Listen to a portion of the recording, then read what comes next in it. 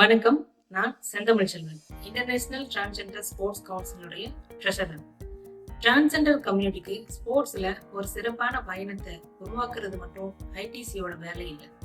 அதை சரியான, வெளிப்படையான மற்றும் சமத்துவமான முறையில உருவாக்குறது தான் எங்களுடைய பிக்கஸ்ட் ரெஸ்பான்சிபிலிட்டி. ஒரு ட்ரெஷரரா நான் நம்புற பிரின்சிபல் என்னன்னா, ஒவ்வொரு ஆப்பர்ச்சுனிட்டியும் தடை இல்லாம நம்ம விளையாட்டு வீரர்களை சென்றடையணும்.